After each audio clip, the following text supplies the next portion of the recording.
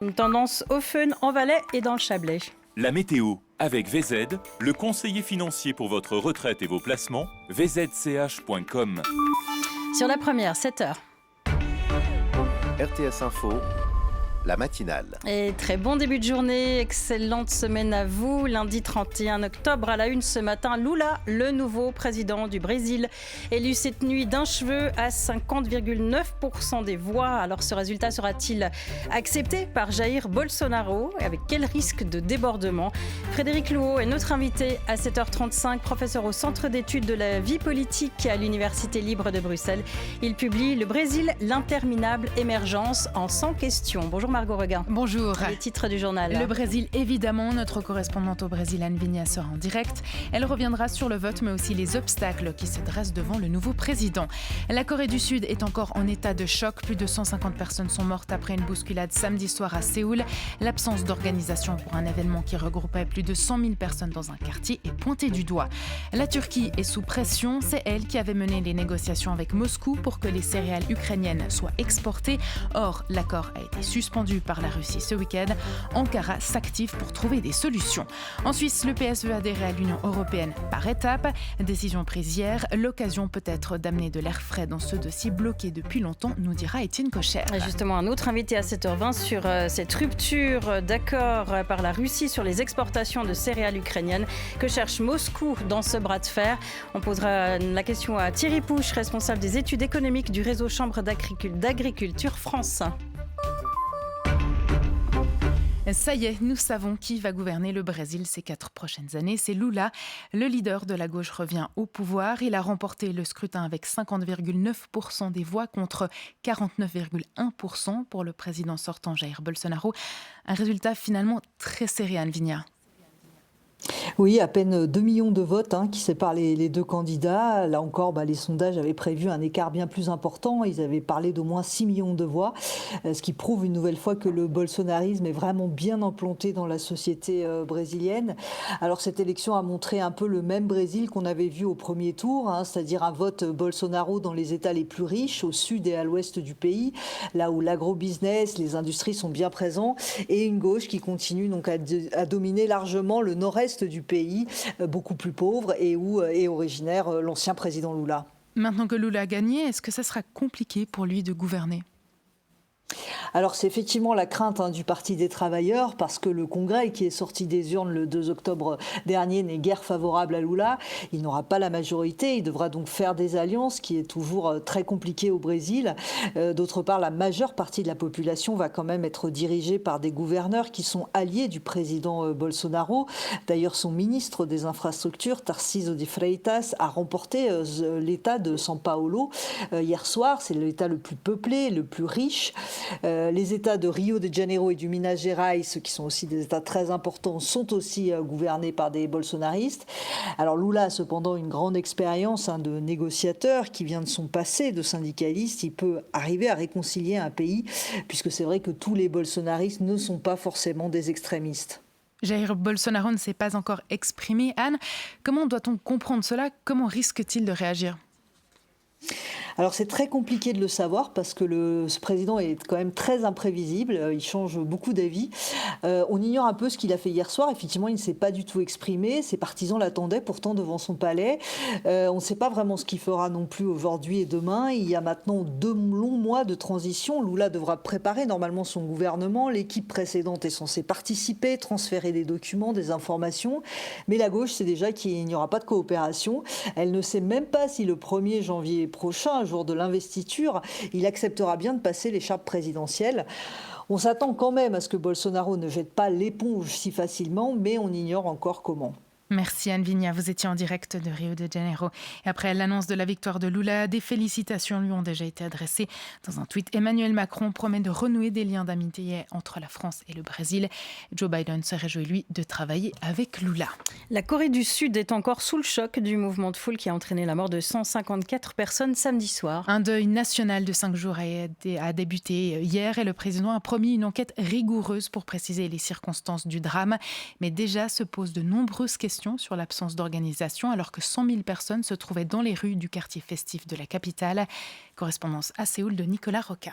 L'émotion et le choc se lisaient dans les journaux sud-coréens ce matin, mais les regards se tournaient aussi vers les autorités locales et nationales. Seulement 50 pompiers et environ 200 policiers avaient été affectés au quartier pour gérer 100 000 fêtards. Les forces de l'ordre présentes étaient principalement venues pour contrôler la présence de drogue et non pas pour coordonner la foule ou bloquer la circulation. Louisa, étudiante brésilienne, était dans une des petites allées du quartier samedi soir. Elle raconte une désorganisation totale lors de l'arrivée des premiers secours. Les policiers ne laissaient pas les gens passer. Ils mettaient victimes et ambulances devant l'allée. Donc les gens qui voulaient partir, la police leur bloquait le chemin. Quand on a réussi à aller dans la rue principale, c'était rempli de corps. On sautait par-dessus ces victimes que les gens essayaient de réanimer. On a regardé derrière, il y avait une marée humaine de personnes qui tentaient de sortir de la ruelle et encore une fois, policiers et pompiers bloquaient la rue. Je sais qu'ils voulaient aider, mais en fait, ils bloquaient le chemin et on ne pouvait pas partir. Le ministre de l'Intérieur a assuré que les effectifs de forces de l'ordre étaient similaires à ceux des années précédentes et qu'une présence policière plus importante n'aurait pas pu, selon lui, empêcher le drame. Nicolas Roca, Séoul pour RTS Info. La Russie ne veut plus exporter les céréales ukrainiennes. Moscou a annoncé samedi qu'elle mettait fin à sa participation après l'attaque de drones ayant visé des navires russes en Crimée. Elle accuse Kiev qui réfute. L'annonce met à mal la Turquie. C'est suite à sa médiation et sous l'égide des Nations Unies que l'accord avait été signé cet été. Sous pression, le ministère turc de la Défense a annoncé hier mener des consultations pour tenter d'obtenir la poursuite de l'accord. À Istanbul, les précisions d'Anne Handlauer. La décision de Vladimir Poutine, que les officiels turcs redoutaient depuis quelque temps, place le pays de Recep Tayyip Erdogan dans une position difficile et risque de créer des tensions entre Ankara et Moscou. Ces dernières semaines, le président turc avait certes repris certaines critiques de son homologue russe, notamment sur le maintien d'entraves à l'exportation des engrais et céréales russes, mais en coulisses, la diplomatie turque s'activait pour garantir l'extension de l'accord au-delà de la date limite du 19 novembre.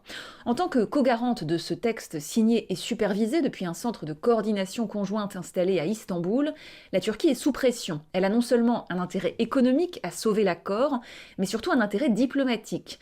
Il en va de la crédibilité de son rôle de médiateur et de sa prétention à être aujourd'hui, comme le soulignait récemment le porte-parole du président Erdogan, le seul pays en mesure de parler avec Poutine et d'obtenir des résultats. Anne Handlauer pour RTS Info, Istanbul. Et l'accord est entré en vigueur le 1er août. Il a permis d'exporter des ports ukrainiens. Il a permis plus de 9,5 millions de tonnes de céréales qui ont été exportées. Plusieurs acteurs politiques ont dénoncé la décision de la Russie, dont l'Union européenne et les États-Unis. Ils demandent à Moscou de revenir sur sa décision. Et on va recevoir un invité pour parler de ça à 7h20 après votre journal. Thierry Pouche, il est responsable des études économiques du réseau Chambre d'agriculture en France. En Russie, toujours, Vladimir Poutine estime qu'il a peut-être mieux à faire. Le président russe doit recevoir aujourd'hui les dirigeants de l'Arménie et de l'Azerbaïdjan. Des pourparlers sont à l'agenda. De violents affrontements armés à la frontière entre ces deux ex-républiques soviétiques ont fait près de 300 morts le mois dernier. Un pont suspendu s'est effondré en Inde hier. Au moins 130 personnes sont mortes. Le drame s'est produit alors que 500 personnes célébraient une fête religieuse sur l'infrastructure. Une opération de sauvetage a été lancée. Et aux Philippines, le bilan de la tempête Nalgae qui a frappé le pays ce week-end s'est alourdi. Il a atteint 98 morts. La plupart de ces personnes sont décédées dans des glissements de terrain et des inondations. En Suisse maintenant, le Parti socialiste a l'Union européenne dans le viseur. Le PS veut y adhérer par étapes. C'est ce qui a été décidé au terme d'un long débat hier à l'occasion du congrès du parti à Bâle. Souvent divisé sur ce thème, le deuxième plus grand parti de Suisse précise ainsi sa position. Étienne Kocher, cet exercice pourrait amener de l'air frais dans un dossier bloqué depuis longtemps. En Suisse, la gauche est souvent mal à l'aise face à l'Union européenne, partagée entre ses rêves de grandes constructions progressistes et ses craintes de concurrence, de pression salariale. Cette fois, le Parti socialiste a tranché, je cite, une adhésion à l'Union européenne bien négociée reste la meilleure solution. Décision doublée d'un plan d'action validé par les 3/4 du Congrès réunis ce week-end. Pas de révolution, le sujet reste délicat. Le PS n'en fait pas une priorité pour les élections fédérales. Sa campagne pour 2023 portera plutôt sur le pouvoir d'achat, le climat, l'égalité. L'Europe ne rivalise pas avec les soucis de porte-monnaie ou de radiateurs. D'ailleurs, seul un Suisse sur 5 place le dossier européen sur le podium de ses priorités, selon le baromètre de la SSR. Pour autant, la position socialiste amène du neuf. Elle contribue à relancer le débat sur l'Europe. Et puis, souvenez-vous, l'an dernier, le Conseil fédéral débranchait l'accord cadre car il ne voyait pas de majorité possible avec l'opposition de l'UDC et l'hésitation des autres partis. Avoir une clarification côté gauche, ça ne passera pas inaperçu ni à Berne ni à Bruxelles. La direction des CFF et le syndicat du personnel des transports, le SEV, vont se rencontrer demain. À l'ordre du jour, la série d'accidents touchant l'exploitation ferroviaire et les chantiers menés par les CFF. 2 jeunes filles ont été tuées ce week-end, dont une dans le canton de Neuchâtel. Urs Hubert est secrétaire syndical et responsable infrastructure au SEV.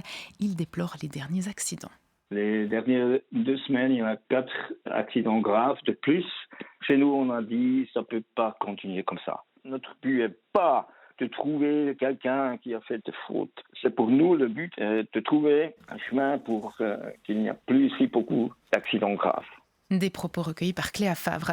Le syndicat réclame plusieurs améliorations pour éviter ces accidents, dont davantage de directives pour les entreprises tierces présentes sur les chantiers. S'ils reconnaissent une marge de progression pour éviter ces drames, les CFF estiment, eux, que l'accumulation des accidents est en premier lieu due au fait qu'il y a beaucoup de travaux sur les voies. Asperger de soupe une œuvre d'art célèbre ou se coller à son cadre pour alerter sur l'état de la planète, ces actions d'activistes du climat ne vous ont probablement pas échappé. Dernier exemple en date, vendredi aux Pays-Bas, le tableau de la jeune fille à la perte de Jonas Vermeer a été aspergé d'une substance inconnue. Face à ce phénomène, les institutions suisses se préparent.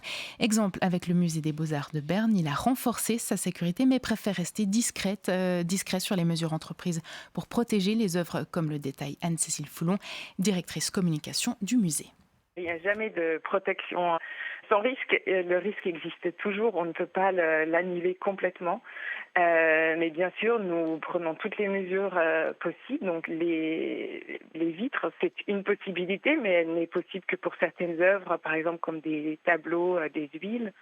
C'est pas possible de mettre une sculpture sous vitre ou une installation sous vitre. Donc il y a d'autres mesures qui sont prises, comme par exemple la vidéosurveillance. Et les surveillants ont reçu des formations supplémentaires pour se préparer à ces potentielles actions ? Oui, c'est un nouveau phénomène. Donc ça demande une nouvelle approche dans le traitement de notre sécurité.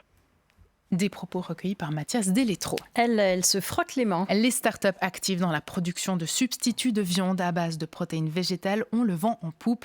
La Zurichoise Planted a levé 70 millions de francs le mois passé. Et la semaine dernière, c'est l'Espagnol Eura, dont les produits sont vendus par Migros, qui levait à son tour 20 millions d'euros. Les acteurs sont de plus en plus nombreux, mais la conquête de ce nouveau marché s'annonce ardue. Loïc Delacour. Au menu de la start-up zurichoise Planted, schnitzel de poulet sans poulet ou viande de kebab sans viande, le tout à base de protéines alternatives comme des petits pois ou des céréales. Et le succès est au rendez-vous. L'entreprise connaît la plus grande croissance dans le domaine en Europe. Les 70 millions de francs levés permettront à Planted de soutenir son développement, selon son cofondateur Pascal Bierry. On utilise un tiers des fonds levés pour la capacité, alors pour produire plus. Un tiers, c'est toujours utilisé par Product Development pour faire des produits qui sont les game changers pour la future. Et un tiers, c'est utilisé pour gagner le marché, quoi. Le secteur est donc en plein boom, et les géants alimentaires comme Nestlé ou Unilever comptent bien eux aussi en profiter. Mais pour l'entreprise zurichoise, cette forte concurrence sur le marché n'est pas un problème, tant que ces acteurs ne ternissent pas l'image des produits à base de protéines végétales. Il y a plein de concurrence, mais honnêtement, s'il n'y avait personne sur le marché, ça me ferait petit doute. Le plus grand des risques, c'est des produits qui ne sont pas bons. Ça, c'est beaucoup plus difficile pour nous s'il y a des produits que les consommateurs ne veulent pas répéter à acheter. Notre but, c'est d'avoir des produits qui sont tellement bons que les gens veulent les manger, pas pour faire un impact, mais pour avoir un goût qui est mieux que la viande animale, quoi. Reste que tout n'est pas rose pour les fabricants de faux steaks.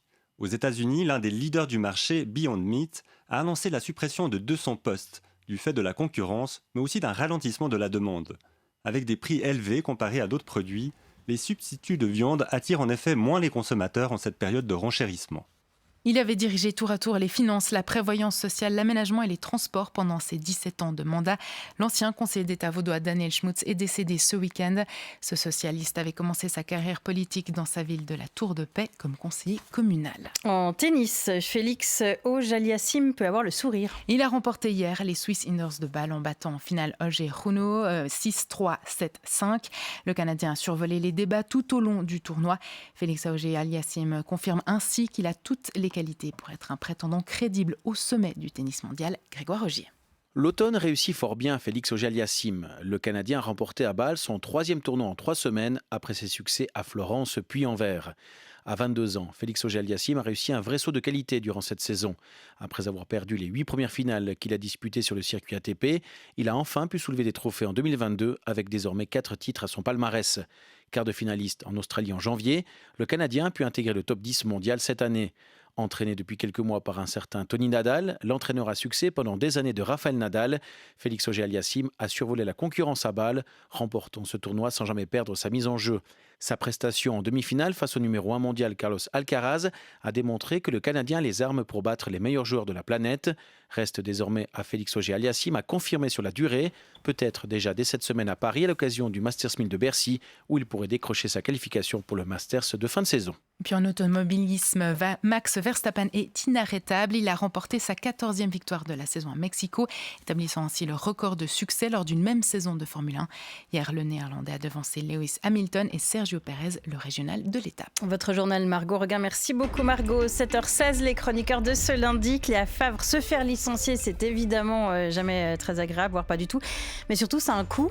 Oui, ça a un coût pour l'entreprise, cette restructuration, mais aussi pour l'individu qui se voit congédié, en termes de revenus bien sûr, mais aussi en termes d'espérance de vie. On marge des annonces de Crédit Suisse la semaine dernière. Exactement. À 8h-5, Frédéric Mamaïs, on revient avec votre invité sur ces élections présidentielles au Brésil, à ce vainqueur Lula cette nuit. Eh oui, des feux d'artifice, des cris de joie d'un côté et de l'autre, un président perdant qui serait parti se coucher, parti dormir sans reconnaître sa défaite après cette nuit. Comment Lula, après sa résurrection politique, pourra-t-il tourner demain la page d'un Brésil plus divisé que jamais ?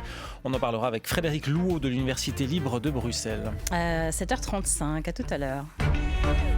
RTS La Première, Valérie Auer. 7h17, Alter Eco. Alter Eco avec Cogestime, votre partenaire immobilier, cogestime.ch. Guillaume Meyer, la Suisse élira son nouveau conseiller fédéral. Ce sera le 7 décembre prochain, une élection suivie de très près par les milieux économiques qui vont regretter Uli Maurer. Il a la cote, notre argentier fédéral UDC. Nos élites économiques le trouvent sympa. Elles lui pardonnent volontiers ses entorses à la collégialité, tant elles lui sont reconnaissantes d'avoir tenu tête à un parlement dépensier et d'avoir défendu bec et ongle le frein à l'endettement, y compris pendant la crise sanitaire. Aux finances, où Ali, le souverainiste, a montré son visage libéral, il sort sous les applaudissements de la Suisse économique. Et pourtant, Guillaume, les relations entre l'UDC et le monde économique ne sont pas toujours simples. Effectivement, le dossier européen reste une grosse pomme de discorde entre le parti et les grands exportateurs suisses. Mais à l'exception notable des questions internationales, on peut dire qu'aujourd'hui, les intérêts des uns et des autres sont largement alignés. Signe de l'étroitesse de ces relations, au Parlement fédéral, désormais l'UDC devance le PLR et le Centre en termes de liens d'intérêts rémunérés avec des associations ou des entreprises, d'après la plateforme pour la transparence LobbyWatch. Et parmi les champions de ces mandats de lobbying, on retrouve un certain Albert Rösti. Albert Rösti, présenté comme le favori pour succéder à Uli Maurer, c'est aussi le chouchou des milieux économiques. Il a bonne presse, c'est sûr. L'économie veut un gouvernement efficace, orienté solution. Albert Rösti rassure sur sa capacité à fonctionner en équipe et à saisir les réalités du terrain. Par contraste, l'intellectuel zurichois Hans-Uli Vogt apparaît plus insaisissable. On l'associe à des combats perçus comme idéologiques, comme son initiative contre les juges étrangers. Quant aux 3 autres candidats, ils ne sont pas vraiment dans le radar de l'économie, malgré leur profil commun de spécialistes en finance. Même le très libéral Heinz Stendler, l'argentier cantonal zougois, peine à apparaître comme un papable sérieux. Avantage Rösti donc, mais ne comptez pas sur nos élites économiques pour lui manifester leur soutien bruyamment. Ils savent que l'étiquette de candidat de l'économie n'est pas un cadeau. Guillaume Meyer, merci. Alter Eco avec Cogestime, votre partenaire immobilier, cogestime.ch. 7h19, plus aucun grain de blé ne quitte désormais l'Ukraine, ou presque. Voilà la conséquence de la décision de la Russie de suspendre sa participation à l'accord sur les exportations de blé ukrainien. Moscou l'a annoncé samedi. Elle justifie la Russie ce revirement par une récente attaque de drones qui a visé ses navires stationnés en Crimée annexée. Bonjour Thierry Pouche. Bonjour. Vous êtes responsable des études économiques du réseau Chambre d'agriculture France. Votre réseau en clair accompagne les agriculteurs dans leur développement économique. Alors cet accord avait été signé le 22 juillet dernier à Istanbul sous l'égide de l'ONU. Il a permis d'exporter plus de 9 millions de tonnes de céréales et de produits agricoles jusqu'ici. C'est retour à la case départ aujourd'hui. C'est un petit peu comme ça qu'on pourrait voir la démarche de la Russie de ne pas renouveler l'accord du 22 juillet. Bon, c'était déjà un petit peu probable, hein. Il a fallu évidemment cette attaque de drone samedi matin sur Sébastopol pour que la décision devienne effective. Mais la Russie avait quand même en tête de gêner son adversaire ukrainien, puisque l'Ukraine est quand même un gros producteur et un gros exportateur de céréales, de blé et de maïs en particulier. Et quelles sont les conséquences de ce retrait de l'accord, conséquences directes sur le prix du blé ? Il est probable que dès aujourd'hui, hein, sur les marchés, il y aura un certain mouvement, puisque les marchés n'ont pas vraiment... ils ont une certaine aversion au risque, et là, ça présente quand même un risque important, un risque de voir se retirer des quantités de céréales qui seraient disponibles pour les principaux pays importateurs. Donc, il faut s'attendre à une poussée de prix dans les heures qui viennent et dans les jours qui viennent s'il n'y a pas de revirement de la situation du côté de Moscou. Les Occidentaux, eux, accusent la Russie d'utiliser l'alimentation comme une arme, hein. Les exportations céréalières ukrainiennes sont si importantes que ça pour le marché mondial ? L'Ukraine, oui, c'est 10% des exportations mondiales de blé, c'est 18% des exportations mondiales de maïs. L'huile de tournesol représente presque 50% pour ce pays, donc c'est un pays qui approvisionne quand même beaucoup, en particulier des pays comme le Liban ou la Tunisie, sans oublier évidemment quelques pays africains. La Chine était aussi acheteuse dans les mois qui précédaient la guerre de blé ukrainien, donc c'est un acteur quand même assez prépondérant. Chaque année, il se dispute avec la France le rang de 4e ou 5e exportateur mondial de blé. Le 22 juillet dernier, quand la Russie a rallié cet accord, elle l'avait déjà annoncé, il n'y a pas de garantie sur la suite. Il y avait un risque assez majeur qu'elle s'en retire au bout d'un moment, après 4 mois. Qu'est-ce qui se joue là précisément ? C'est vraiment sur la négociation des exportations de blé ou il y a autre chose qui se joue ? Là, il y a autre chose. Je pense qu'en bloquant une nouvelle fois les exportations de céréales de l'Ukraine, la Russie cherche à affaiblir évidemment ce pays qui dépend crucialement des recettes à l'exportation sur ses produits agricoles et alimentaires. Donc là, il y a quelque chose, il y a un enjeu à la fois géostratégique pour les deux pays, essayer d'affaiblir l'Ukraine et essayer de renforcer les positions de la Russie sur les marchés céréaliers. Et d'une certaine manière, ça pourrait préfigurer pour l'avenir, si le conflit s'installe dans la durée, le fait que la Russie détienne une arme alimentaire qu'elle utilisera à un moment donné ou à un autre, comme elle le fait en ce moment. Une arme alimentaire dont on dit que c'est surtout l'Afrique et l'Asie qui sont les grands bénéficiaires, alors que c'est les bateaux récemment, et le blé sur ces bateaux était à destination de l'Europe. Qui a le plus à perdre dans cet état de fait aujourd'hui ? C'est une question assez complexe puisque ça dépend aussi, comme on l'a vu cet été, du climat. Si le blé et surtout le maïs ukrainien sont partis en direction de l'Union européenne et en particulier de l'Espagne et de l'Italie, c'est parce que l'Espagne notamment a connu une sécheresse très importante qui l'a conduite à importer du maïs. Bon, ensuite, la Turquie et la Chine sont aussi les principales destinations. C'est pour ça que la Turquie joue un rôle important dans les négociations, parce qu'elle dépend quand même de l'Ukraine et de la Russie pour s'approvisionner. Et puis, une petite partie des pays africains, c'est 17% des exportations de l'Ukraine depuis la réouverture des terminaux portuaires, en particulier l'Égypte, le Soudan et la Somalie. Donc, vous voyez, il y a à la fois une diversité des destinations et en même temps, étant donné les situations économiques de chacun, l'approvisionnement peut être très contrasté. Ça dépend aussi du pouvoir d'achat, évidemment, de ces pays pour acheter du maïs qui reste quand même à un prix très élevé aujourd'hui. Et la Turquie qui joue aussi au niveau politique, géopolitique, une partition assez fine dans ce qui vient de se passer, qui est sur le fil. Hein. Elle se gossait de dire, on a encore le lien avec Vladimir Poutine, elle a organisé cet accord, c'est sur son territoire notamment que ça s'est signé. Quelle partition l'attend maintenant la Turquie ? Délicat. C'est très délicat. Elle va essayer probablement de rester sur sa position qui est d'intervenir en termes géopolitiques sur le conflit. Mais comme je l'indiquais précédemment, la Turquie est aussi un gros importateur de céréales. Donc elle va essayer d'intervenir à nouveau, soit pour que la Russie revienne sur sa décision, soit pour trouver d'autres sources de négociation de façon à garantir un peu l'approvisionnement. Parce que globalement, la Turquie, et elle le sait très bien en fonction de sa situation économique, le coût des importations est très cher, sa devise est quand même tombée très bas. Aujourd'hui, on a 80% d'inflation en Turquie. Donc tout cela conditionne aussi la stabilité politique du pays. Donc on voit bien que la Turquie, à la fois pour des raisons internationales, pour son image, et puis pour des raisons économiques internes, a tout intérêt à ce qu'il y ait une négociation qui s'ouvre pour essayer de trouver un nouvel accord. Et ces diplomates s'y emploient déjà, je crois, ils sont déjà à la manœuvre. Merci beaucoup pour vos explications, Thierry Pouche. Bonne journée à vous. Bonne journée, au revoir. RTS La Première, la matinale. 7h25, tout autre chose maintenant. À quel moment la fiction peut-elle s'emparer d'un drame, d'une douleur qui a touché ou qui touche encore une nation, un peuple? Et avec quels effets sur le public? Bonjour Pauline Rappa. Bonjour Valérie. Ces questions, Pauline, elles se posent alors qu'un troisième film sur les attentats de Paris sort mercredi dans les salles romandes. Ce film s'appelle « Vous n'aurez pas ma haine » de Kylian Ridov. C'est une adaptation très fidèle du livre du même nom que le journaliste Antoine Léris a écrit après la mort de sa femme tuée au Bataclan. Vous avez volé la vie d'un être d'exception, l'amour de ma vie, la mère de mon fils. Vous voulez que j'ai peur, que je sacrifie ma liberté pour la sécurité, mais vous n'aurez pas ma haine. Autre film en salle, Novembre, de Cédric Jiménez. Il raconte la traque des terroristes pendant 5 jours après les attentats de Paris. Il y a des tirs dans le 10e arrondissement. Séverine, tu pars au Stade de France avec ton équipe. Les terroristes sont entrés au Bataclan, en plein concert. Arrête-toi!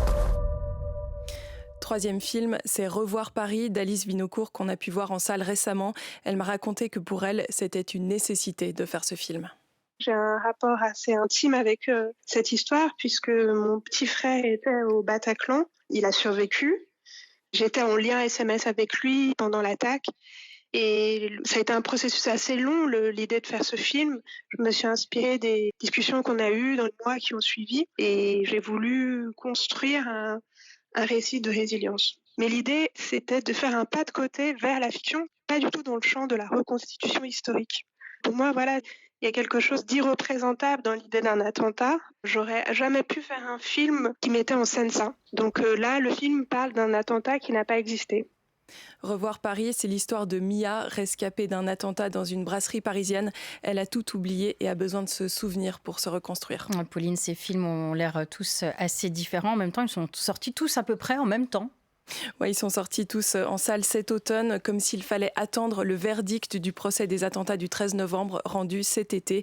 Et pour François Ansermet, psychanalyste et professeur honoraire de psychiatrie de l'enfant et de l'adolescent aux universités de Lausanne et Genève, ces films témoignent d'un deuxième temps où il devient possible de parler.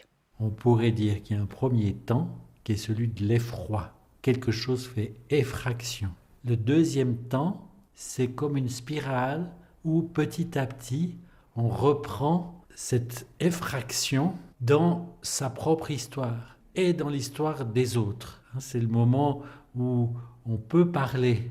Chacun peut aménager ce qui s'est passé aussi par rapport à ce qu'il précède dans sa propre vie. Et puis, il y a un troisième temps, c'est celui de la sortie du traumatisme. Je pense que ces films, en tout cas celui d'Alice Vinocourt que j'ai vu, c'est une tentative extraordinaire de sortie du traumatisme. Et Pauline, quels effets ces films peuvent avoir sur le public ? Bon, ça dépend des gens, ça dépend des films évidemment. Une spécialiste du cinéma qui veut rester anonyme me disait ceci: la projection de Novembre m'a mise très mal à l'aise, assise au milieu de mangeurs de pop-corn qui ont applaudi à la fin du film et ont adoré la scène d'attaque de la rue de Corbillon, ignorant sans doute le traumatisme subi par les habitants de cet immeuble insalubre. Et c'est vrai que dans le film, on entend le vrai nom des terroristes, des rues, des témoins. Ça peut avoir un côté dérangeant. Le film d'Alice Vinocourt est celui qui s'éloigne le plus de la réalité. Elle voulait faire un film réconfortant et ça a marché pour une partie du public.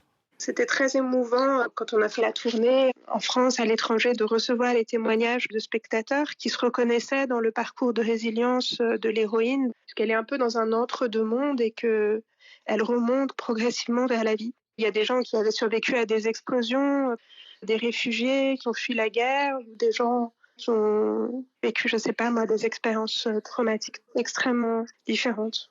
Quoi qu'il en soit, pour François Ansermet, c'est important d'avoir un support pour repenser aux événements. Un attentat impacte chacun différemment. Donc si on veut en faire un film, il est clair que chacun ayant vécu différemment l'événement, que ce soit le téléspectateur dans un pays étranger, les gens qui venaient de quitter la terrasse, ceux qui ont été blessés, ou les familles de ceux qui sont morts, au fond, aucun récit peut contenir ça. Par contre, tenter de dire quelque chose de l'insupportable, à mon avis, c'est fondamental. Et puis Valérie, chacune est libre de voir ces films ou pas. Évidemment, merci beaucoup Pauline Rappa. À noter que Novembre est en salle. Vous n'aurez pas ma haine sera dans les cinémas romans dès mercredi. Par contre, Revoir Paris n'est malheureusement plus sur grand écran. Brouhaha se met au vert le premier mercredi de chaque mois pour rencontrer ses jeunes auditeurs et auditrices en Suisse romande. Le 2 novembre, rendez-vous à la Sociétale de Moutier où toute l'équipe sera présente avec les histoires de 1000 idées. Les enfants, c'est l'heure de l'histoire. Ouais, l'histoire. Inscrivez-vous sur avecvous.rts.ch, rubrique émission. Brouhaha, c'est le mercredi à 16h30 sur RTS La Première. Il y aura quelques bancs de brouillard ce matin sur le plateau, sinon le temps sera assez ensoleillé avec quelques passages nuageux dans l'après-midi. Ça va se dégrader la nuit prochaine avec l'arrivée de la pluie. Les températures 8 à 12 degrés actuellement, 18 à 20 dans l'après-midi, avec une tendance au feu dans le Valais et dans le Chablais. L'heure avec Abilis, votre app santé qui vous relie à votre pharmacie. Abilis.ch. 7h31 sur la première. Le rappel de l'info, Sandra Viscardi. Lula et ses partisans qui fêtent la victoire du leader du Parti des Travailleurs à la présidentielle brésilienne. L'extrême droite et le sortant Jair Bolsonaro qui ne pipe pas mot. Lula obtient un troisième mandat de 4 ans pour diriger le Brésil. Victoire à 50,9 contre 49,1% des voix. Pas de débordement, mais un mutisme du perdant qui inquiète. Une victoire bien sûr saluée par la communauté internationale, de Paris à Washington, de Ottawa à Canberra. Des félicitations pour Lula et l'envie de travailler avec le vieux leader de la gauche à la protection de l'Amazonie, largement défrichée par son prédécesseur. Le président sud-coréen et son épouse ont inauguré ce matin un mémorial au centre de Séoul, un autel noir dressé en mémoire des 154 personnes qui ont trouvé la mort samedi soir dans une bousculade en pleine célébration d'Halloween. Des fleurs blanches sur l'autel devant lesquelles défilent les gens qui se recueillent. L'État indien du Gujarat endeuillé lui aussi après l'effondrement d'un pont suspendu datant de l'ère coloniale.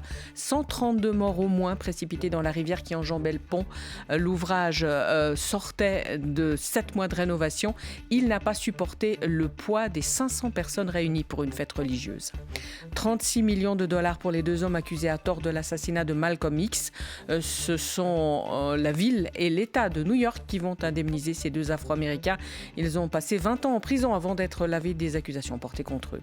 Le Tessin est le 3e canton suisse à reconnaître la langue des signes. Après le vote d'hier, la population a aussi instauré des tribunaux de protection et accepté une initiative du centre pour faire baisser la taxe automobile. Les emballages plastiques vous inquiètent. Les 3/4 des Suisses sont préoccupés par les déchets plastiques dans les mers et les plages. Selon le sondage publié ce matin par Ocean Care, plus de la moitié de la population souhaite des mesures sévères contre cette pollution via la loi. Le FC Sion battu 1-0 par la lanterne rouge du classement de Super League de foot, Zurich. L'avant-dernier Winterthur qui bat Saint-Gall sur le même score et le leader Young Boys qui s'impose 3-1 sur Bâle. Et sur la glace de National League, Lausanne s'incline 5-4 à Zurich, Cloton bat Davos 5-2 et Rapperswil gagne 5-3 à Langnau. 7h33, nous sommes en direct de Cézanne à Genève ce matin. Charlotte Frossard, on vous y retrouve. Où êtes-vous précisément, Charlotte ? Bonjour, eh bien, j'ai les pieds dans la terre, pour tout vous dire, ici dans les jardins de Coquaine qui se réveillent doucement dans la campagne genevoise. Je suis face à des champs très verts, j'entends les oiseaux qui chantent, il y a une légère brume encore qui plane. Les jardins de Coquaine, c'est une coopérative maraîchère qui vend ses produits dans les marchés et qui les livre dans des centaines de cornets distribués dans tout le canton. Et si je suis ici aujourd'hui, c'est parce que nous sommes fin octobre et qu'il fait plus de 10 degrés à 7h30. Il fait très doux et ce mois d'octobre, vous l'aurez remarqué, c'est le plus plus chaud jamais recensé en Suisse depuis le début des mesures. Et ça a des conséquences évidemment sur l'agriculture, sur les légumes qu'on cultive, qu'on récolte, qu'on achète et qu'on mange. Dans nos étals, on voit encore des tomates très rouges, des aubergines en pleine forme alors qu'elles auraient dû s'arrêter normalement mi-octobre. À mes côtés, Tan Regamet, maraîcher, merci beaucoup d'être avec nous ce matin. Comment vous le ressentez cet automne très doux en tant que maraîcher? C'est du jamais vu, vous me disiez, pour votre équipe. Bonjour, oui, je pense que c'est du jamais vu. J'ai l'impression que la situation est assez grave avec le dérèglement climatique. On ne sait plus vraiment où on en est.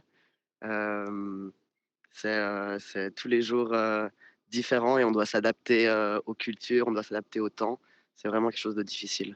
Mais vous me disiez que vous devez vous adapter, mais c'est très compliqué de vous adapter à la météo parce qu'en fait, vous avez des plans de culture qui sont fixes. Vous ne pouvez pas changer chaque année. Oui, en effet, on n'arrive pas du tout à prévoir ce qui va se passer. Et du coup, d'une année à l'autre, on ne peut pas faire des améliorations dans notre plan de culture. Et c'est vraiment juste plus de travail pour notre équipe de toujours réadapter au fur et à mesure de la saison. Alors Tan, on est devant vos champs qui sont très verts, qui ont l'air en pleine forme. Est-ce que vous avez des légumes qui durent trop longtemps, des légumes d'été qui durent trop longtemps ou au contraire qui commencent un peu trop tôt? Alors oui, on voit en tout cas qu'on a eu plusieurs pics d'aubergines cette année. Le premier plus tôt que prévu à cause des fortes chaleurs. Et puis on en a eu un deuxième il y a moins d'un mois. C'est quelque chose qui est assez remarquable. Et par contre, on est obligé de suivre notre plan. Et du coup, là, on a rentré les légumes de garde et on est en train de mettre les couverts végétaux pour l'hiver. Et puis encore un mot, Tan, ça a des conséquences économiques aussi pour votre équipe. Vous devez travailler beaucoup plus vite pour suivre la météo qui est très très chaude. Oui, forcément. Ça veut dire qu'on a beaucoup plus de travail à faire, mais en fait, on n'a pas plus de rémunération ou plus de reconnaissance. Et je pense que c'est un gros problème pour les agriculteurs de devoir suivre avec aussi peu de financement. Merci beaucoup, Tan. On vous souhaite une bonne journée de récolte. Vous allez, pas récolter, vous allez planter justement les légumes d'hiver. Merci beaucoup d'avoir été avec nous. Et merci à vous, Charlotte Frossard, en direct des Jardins de Cocagne à Genève. RTS La Première, l'invité de la matinale. 7h36, votre invité Frédéric Mamaïs ce matin est le Belge Frédéric Louot, professeur et spécialiste du Brésil. Bonjour Frédéric Louot.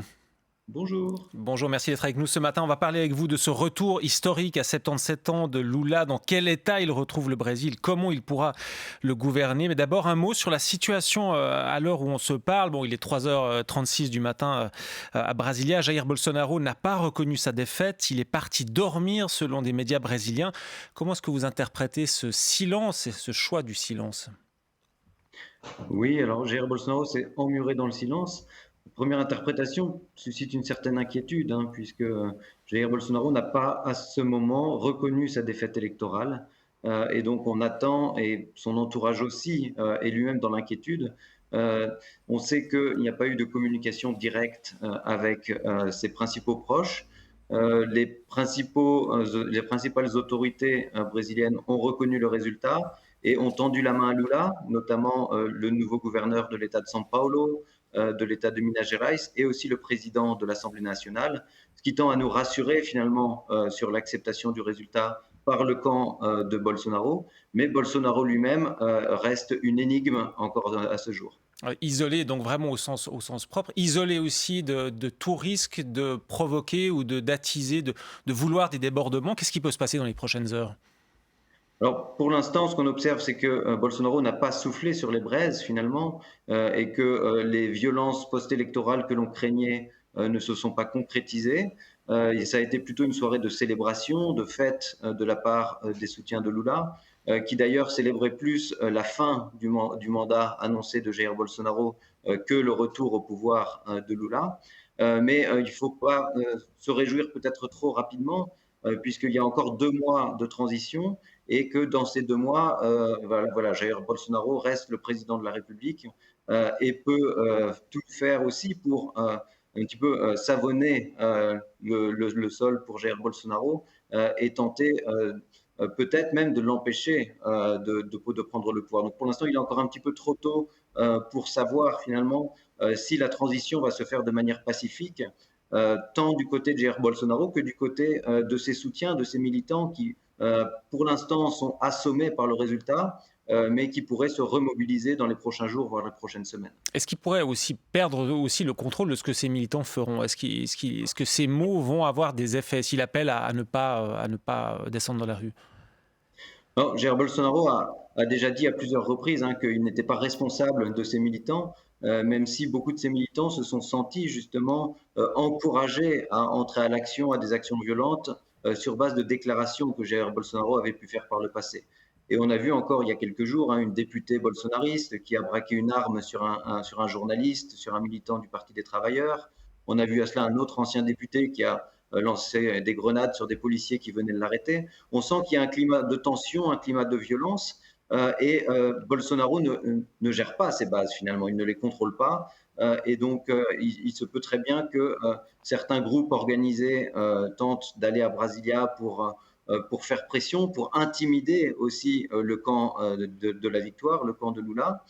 Il se peut aussi qu'il y ait des violences spontanées, un petit peu individuelles, un petit peu partout dans le pays, exercées par des militants de la droite radicale pour régler leur compte avec des soutiens ou des sympathisants de Lula. Ça, c'est pour les militants. Qu'en est-il de la police, de certaines institutions, de l'armée ? Hier, on a eu un petit peu peur quand même en voyant la police qui retient les électeurs de Lula d'aller voter. Est-ce que là, il pourrait aussi y avoir quelque chose d'assez grave qui se passe du côté de la police ou de l'armée ? Alors, ce qu'on a observé finalement, ça a été une tentative d'instrumentalisation électorale par justement le gouvernement brésilien pour empêcher finalement que des quarts d'électeurs puissent arriver dans les temps à destination. Mais finalement, tout cela a été réglé par l'intervention du tribunal supérieur électoral. Il y a bien sûr des inquiétudes sur les prises de position de la part des forces de sécurité au Brésil, qui sont réputées pour être proches de Jair Bolsonaro. Mais du point de vue institutionnel, les forces armées ont plutôt intérêt à agir pour contribuer aussi à la pacification du pays, pour contribuer à mettre les différents acteurs autour de la table, plutôt que même à souffler sur les braises et à intervenir pour soutenir Bolsonaro. Surtout que la plupart des proches de Bolsonaro maintenant ont eux-mêmes reconnu le résultat. Il se peut aussi qu'à titre individuel, des policiers ou des militaires se mobilisent ou souhaitent déstabiliser finalement la période de transition. Mais du point de vue institutionnel général, les risques sont assez limités d'une intervention militaire pour interrompre le processus et pour empêcher que Lula soit finalement le président de la République qui entrera en fonction en janvier 2023. À vous entendre, Frédéric Louot, les institutions au Brésil ont donc montré vraiment une bonne résilience après toutes ces années, après ces 4 années aussi où elles ont été mises à l'épreuve, la justice, l'armée, et puis donc maintenant cette transition est possible. Ça veut dire que les institutions sont plus fortes que ce qu'on aurait pu penser de l'extérieur ? Alors, c'est toujours délicat, parce que pour l'instant, les institutions ont montré leur force, mais les menaces dont elles ont fait l'objet ont été somme toute mesurées finalement, parce qu'il y a eu des menaces verbales, et c'est simplement Jair Bolsonaro, à titre individuel, qui a été vraiment le plus virulent, notamment contre la Cour suprême, qui est devenue finalement son poil à gratter principal pendant son mandat. Mais en effet, durant le mandat de Jair Bolsonaro, la Cour suprême, qui a eu un rôle aussi renforcé par la pandémie et ses interventions multiples pour réguler la vie politique, s'est affirmée comme la principale institution qui fait respecter la démocratie brésilienne et a montré qu'elle était capable de tenir une personnalité avec des tendances autoritaires comme Jair Bolsonaro. On a vu dans cette campagne que Lula et son camp ont beaucoup carburé à la nostalgie des grandes années, du début des années 2000, des 2 premiers mandats de Lula, cette réussite, cette forte popularité qu'il avait. Mais concrètement, à partir de janvier, quel président il sera ? Quel 3e président il sera, Lula ? Alors Lula l'a dit déjà dans son discours au soir de sa victoire hier, son premier objectif est de pacifier le Brésil. Il a dit qu'il allait gouverner pour l'ensemble du Brésil et pas pour 2 Brésils divisés, puisque le Brésil est quand même très fortement polarisé. Et la victoire de Lula s'est faite avec une marge assez faible, la plus faible marge de l'histoire de la démocratie au Brésil. Et donc, le premier objectif de Lula, ça va être de consolider finalement le socle de la démocratie, de rassurer les Brésiliennes et les Brésiliens dans leurs différents secteurs, et notamment dans le secteur économique, puisque l'un des objectifs du programme politique de Lula est de relancer l'économie pour ensuite redistribuer les fruits de la croissance envers les plus pauvres pour lutter contre la faim et l'extrême pauvreté. Alors ça, c'est les 2 grands objectifs, donc démocratie et économie-société.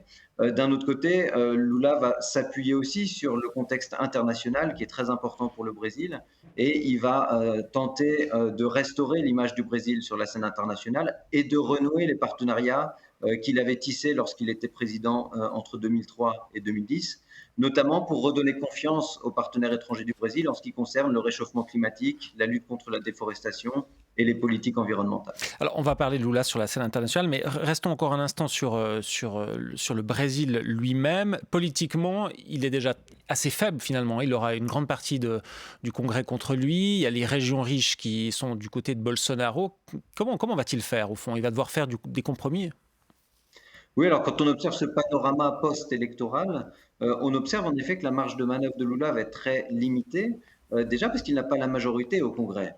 Son parti, le Parti des travailleurs, ne contrôle que 80 sièges sur 513. L'alliance qui a porté Lula au pouvoir contrôle environ 120 sièges. C'est très loin de la majorité. Et donc là, il va devoir aller négocier avec des députés beaucoup plus proches idéologiquement de Jair Bolsonaro pour construire une majorité. Cette majorité sera instable et va l'empêcher aussi d'engager des grandes réformes sur certains chantiers qu'il s'est fixés. D'un autre côté, comme vous l'avez souligné, les gouverneurs qui ont été élus lors de ces élections, pour les principaux États de la fédération brésilienne, sont des gouverneurs qui soutiennent Jair Bolsonaro, notamment le gouverneur de l'État de São Paulo, qui a été élu hier, qui est un ancien ministre de Bolsonaro, ou le gouverneur de Rio de Janeiro, qui avait remporté l'élection au premier tour et qui soutient très fermement Jair Bolsonaro. Toutefois, ces deux dirigeants et d'autres au niveau des États fédérés, ont déjà tendu la main à Lula et ont donné aussi des signes de pacification. Donc l'enjeu de ce gouvernement à partir de janvier 2023 va bien sûr tourner autour des relations exécutives-législatives et de cette puissance de l'opposition législative qui va s'incarner aussi dans de nombreuses figures qui ont contribué au gouvernement Bolsonaro, qui ont ensuite été élus députés et qui vont opérer une opposition très rude à l'encontre du gouvernement Lula. Alors Lula, plus âgé évidemment, plus affaibli aussi politiquement. Le Brésil aussi est plus faible qu'à l'époque où il avait lancé ses grands programmes de lutte contre la pauvreté. Il n'y a plus les matières premières finalement pour financer autant qu'à l'époque. Parce que là aussi, c'est quand même une faiblesse structurelle du Brésil. C'est vrai que le Brésil évolue par cycle, et donc il y a des cycles d'émergence assez rapides. Et depuis 2011-2012, le Brésil est entré dans un cycle plutôt de récession, qui a évolué vers une crise économique, une crise politique, dont Jair Bolsonaro était lui-même le produit finalement. L'élection de Bolsonaro en 2018 traduisait aussi une fragilisation, un écroulement du système politique brésilien et une perte de confiance des Brésiliens envers la démocratie. 4 ans après, Lula, un petit peu tel Sisyphe, qui remonte le rocher sur le haut de la montagne, s'engage à reconstruire le Brésil, mais il nous a en effet prévenu que le Brésil qu'il va trouver en janvier 2023 sera dans une situation bien plus délicate que ce qu'était la situation en 2002 lorsqu'il avait été élu pour la première fois, notamment sur des enjeux économiques, puisque le Brésil est dans une situation très difficile et les perspectives sont assez sombres, au moins pour l'année 2023. Et il va devoir aussi hériter de certaines mesures qui ont été prises par Jair Bolsonaro, des mesures très populistes finalement, qui engagent aussi le budget de l'État, sur lesquelles Lula aura une prise somme toute minimale. Et donc, il va devoir, notamment pendant sa première année de mandat, reposer les bases finalement pour ensuite relancer la machine Brésil et redynamiser l'économie. Frédéric Louot, d'un mot pour finir. Entre Joe Biden aux États-Unis, Lula au Brésil, on fait finalement reposer la restauration de la démocratie sur des personnes qui sont âgées, qui sont sur le retour. Est-ce que ça, c'est pas un peu inquiétant ? En effet, c'est les personnalités qui ont été aussi considérées comme les plus expérimentées pour empêcher un maintien au pouvoir de dirigeants outsiders d'extrême droite, que ce soit Donald Trump ou Jair Bolsonaro. Mais après, si on élargit un petit peu le spectre, on a vu qu'au Chili, au mois de décembre dernier, Gabriel Boric était un jeune président qui a été élu et qui montre aussi qu'il y a du renouvellement politique dans la région. Ou encore au mois de juin, lorsque Gustavo Petro a été élu président de la République en Colombie. On sent que, bien sûr, le Brésil et les États-Unis, qui sont les deux géants de ce continent, sont des pays qui montrent qu'il y a un faible renouvellement, et ce sont des systèmes politiques qui tournent aussi favorablement la gestion de l'expérience politique et électorale, et autour desquels il il est plus facile de centrer. C'est aussi parce que ce sont de grands États fédéraux et que la visibilité au niveau national d'un candidat a une importance réelle. Mais il y a aussi des signes derrière ces élections présidentielles d'une régénération et d'un renouvellement politique avec certaines figures qui émergent. On l'a vu aux États-Unis aux élections de 2020, avec plusieurs personnalités politiques qui se présentent comme un futur renouveau pour la vie politique nationale. On l'a vu aussi en 2022 avec le Brésil, avec certaines figures politiques comme Guilherme Boulos à São Paulo, qui s'affirment, qui montent en puissance et qui pourraient incarner finalement un renouvellement dans les prochaines années. Merci Frédéric Louot. Vous êtes professeur au Centre d'études de la vie politique de l'Université libre de Bruxelles. Et vous êtes notre invité ce matin. On va parcourir ensemble la presse. Valérie Droux du Soleil dans vos journaux ce matin, Valérie. Le soleil et surtout son énergie, une presse photovoltaïque ce matin qui s'interroge tout d'abord, pourquoi les toits suisses boudent-ils le solaire ? Les journalistes spécialisés en données du groupe Tamedia ont fait les comptes dans 24 heures et la Tribune de Genève. Seuls 6% des surfaces qui s'y prêtent sont munies de panneaux solaires en Suisse. Alors pourquoi si peu ? Eh bien en raison de la protection du patrimoine, d'une administration tatillonne parfois ou encore de tarifs de rachat de l'électricité ainsi produite qui sont peu incitatif. Des panneaux solaires en ville, mais aussi en montagne. C'est ce que prévoit, en tout cas l'autoriser la Lex Bodenmann, votée à la session d'automne au Parlement. Mais Liton le Boon, la Basler Zeitung et le Tagesanzeiger, un groupe de citoyens solerois a déposé un recours contre le texte au tribunal fédéral. Ils estiment qu'il viole la Constitution fédérale à plusieurs reprises, par exemple parce qu'il fait passer les projets d'extension avant tous les autres intérêts, comme ceux de la protection de la nature ou encore du patrimoine. Dans vos journaux ce matin, on a aussi deux visions de l'agriculture. La NZZ se penche sur ces start-up des Pays-Bas qui veulent produire des légumes en usine, dit la NZZ. Elles s'installent dans des entreprises ou des grandes surfaces désaffectées. Ces start-up, sous une lumière violette, sans pesticides et avec peu d'eau, elles veulent automatiser encore davantage les cultures et doubler le rendement par rapport aux serres. Mais le principal problème aujourd'hui, évidemment, c'est le prix de l'électricité. Et à l'autre bout du spectre, l'agriculture urbaine mise en lumière dans Arc Info, l'Alliance des comestibles urbains du canton de Neuchâtel, tout récemment créée, veut inciter les communes à mettre à disposition des citoyens des arbres et des arbustes fruitiers. Salade d'usine ou de jardin, il faudra peut-être bientôt choisir. Mais des collègues robots, eh bien peut-être aussi. Là, on n'aura peut-être pas tellement le choix finalement. Faut-il s'en réjouir ou alors s'en inquiéter ?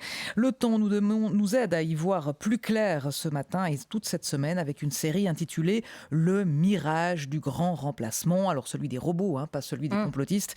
Premier épisode ce matin, en robot à Primo Job, entre changement positif ou perte d'emploi, plusieurs témoignages. En tout cas, pour l'éditorial, travailler avec les robots, c'est une évidence. Ils permettent aussi de garder des emplois. Produire sans eux, c'est impensable. Le temps qui se penche également sur une dérive fanatique. Celle du Parti républicain aux États-Unis. Un grand dossier à un peu plus d'une semaine des élections de mi-mandat. Alors, il y a bien sûr la date du 6 janvier 2021, l'assaut du Capitole par des partisans de Donald Trump. Ce n'était pas une aberration, explique un journaliste américain. C'était une sorte de suite logique de l'extrémisme encouragé et exploité par le parti depuis déjà les années 50, entre sectarisme, tribalisme, bigoterie et paranoïa, un parti qui n'a cessé d'exploiter la colère et la peur. Donald Trump, lui, en fait, n'a rien inventé, il s'est révélé en brillant opportuniste, il n'est que le reflet de la maladie du parti républicain. Le journal qui évoque aussi la violence politique, poison de la démocratie, car sans condamnation ferme de la part des leaders politiques et de Donald Trump, eh bien les agressions, comme celle du mari de la présidente de la Chambre des représentants, Nancy Pelosi, continueront à se propager. Comment, se demande l'article, comment les 147 élus républicains du Congrès qui ont refusé de certifier la victoire de Joe Biden en janvier 2021 peuvent-ils ne pas se sentir responsables de contribuer à un tel climat de chaos ? Et on termine, Valérie, avec un nouveau réseau social et des recettes de fondue. Le nouveau réseau, c'est Be Real, soyez réel, soyez vrai, créé par 2 Français en 2020. Il se veut un anti-Instagram célébrant l'authenticité, explique 24 heures. Et voilà comment ça fonctionne. Tous les jours, à une heure différente, tout le monde est notifié en même temps pour prendre une photo en 2 minutes, donc pas le temps de se faire beau ou de préparer une mise en scène. Par exemple, vous pourriez être en train de faire, je ne sais pas moi, une fondue. Eh bien justement, la star de la gastronomie suisse est l'objet de la rubrique infographie du lundi de la Tribune de Genève. On y découvre les différentes recettes cantonales, Vacherin Gruyère à Fribourg, mais aussi Sbrins, Gruyère et Emmental en Suisse centrale. Et aussi les trucs pour sauver une fondue trop épaisse du vin blanc, trop compacte du bic bicarbonate séparé du jus de citron. Merci beaucoup. Voilà, on sera plus intelligent. Après cette revue de presse, Frédéric Louot, on a 1 minute pour réagir. Dans la presse, on reparle de cet assaut du Capitole et de cette dérive fanatique au sein des républicains américains. Est-ce qu'un scénario identique au Brésil, derrière ce mutisme, ces prochaines semaines, prochains jours, peut se passer? Une prise d'assaut? Alors, c'est une possibilité qui avait été évoquée déjà en 2020, parce qu'il y avait eu à ce moment-là des échanges assez nourris entre les équipes de Jair Bolsonaro et de la présidence du Brésil et celle de Donald Trump. On a vu encore hier un Steve Bannon qui a incité les Brésiliennes et les Brésiliens à ne pas reconnaître le résultat des urnes et à essayer d'influencer finalement la politique brésilienne dans le sens d'une non-reconnaissance du résultat. Peut-être qu'il y a des échanges avec Jair Bolsonaro, ça on ne le sait pas encore puisque personne n'a eu de nouvelles de Jair Bolsonaro depuis l'annonce des résultats. Mais cette invasion du Capitole, c'est un scénario qui est envisageable, en effet, même si les évolutions et le timing pour l'instant tendent à donner plutôt confiance envers une résolution pacifique du processus électoral et une transition qui se ferait sans heurts majeurs.